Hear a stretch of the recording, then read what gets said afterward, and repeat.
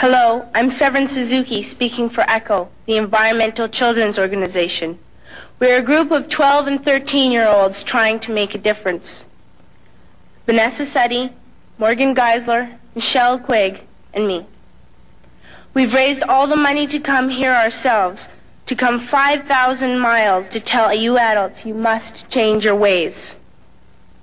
Coming up here today, I have no hidden agenda. I am fighting for my future. Losing my future is not like losing an election or a few points on the stock market. I am here to speak for all generations to come. I am here to speak on behalf of the starving children around the world whose cries go unheard. I am here to speak for the countless animals dying across this planet because they have nowhere left to go. I am afraid to go out in the sun now because of the holes in our ozone. I am afraid to breathe the air because I don't know what chemicals are in it. I used to go fishing in Vancouver, my home, with my dad, until just a few years ago we found the fish full of cancers. And now we hear of animals and plants going extinct every day, vanishing forever. In my life, I have dreamt of seeing the great herds of wild animals, jungles and rainforests full of birds and butterflies. But now I wonder if they will even exist for my children to see.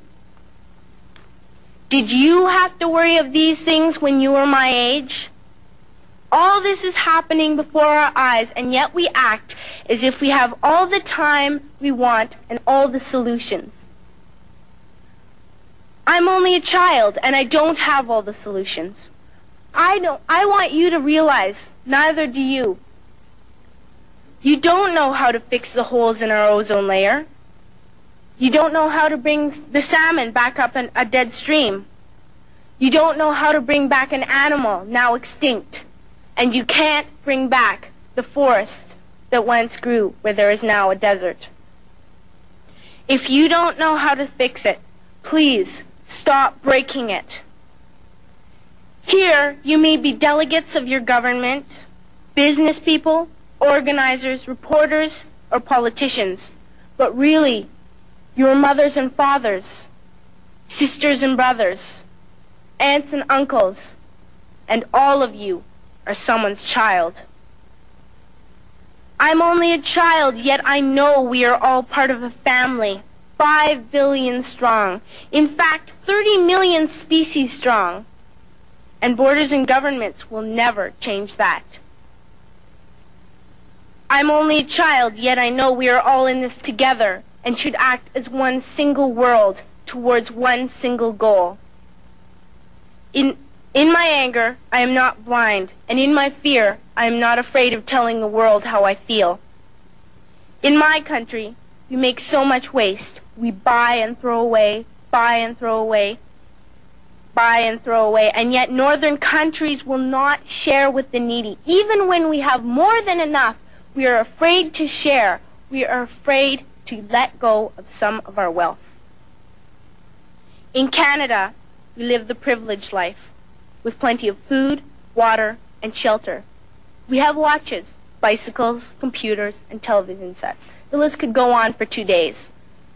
2 days ago, here in Brazil, we were shocked when we spent time with some children living on the streets. This is what one child told us. I wish I was rich.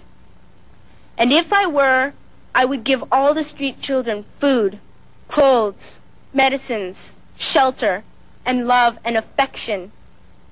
If a child on the streets who has nothing is willing to share, why are we who have everything still so greedy? I can't stop thinking that these are children my own age, that it makes a tremendous difference where you are born. That I could be one of those children living in the favelas of Rio. I could be a child starving in Somalia, or a victim of war in the Middle East, or a beggar in India. I am only a child, yet I know if all the money spent on war was spent on finding environmental answers, ending poverty, and finding treaties, what a wonderful place this earth would be.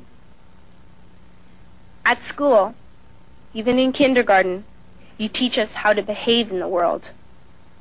You teach us not to fight with others, to work things out, to respect others, to clean up our mess, not to hurt other creatures, to share, not be greedy.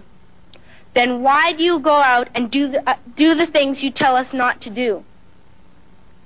Do not forget why you are attending these conferences, who you're doing this for. We are your own children. You are deciding what kind of a world we are growing up in. Parents should be able to comfort their children by saying, everything's going to be all right. It's not the end of the world, and we're doing the best we can. But I don't think you can say that to us anymore. Are we even on your list of priorities?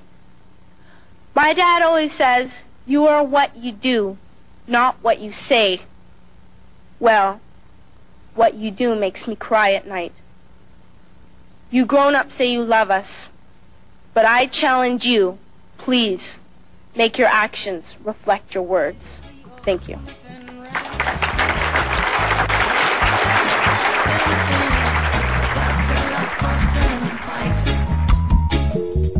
Protect your children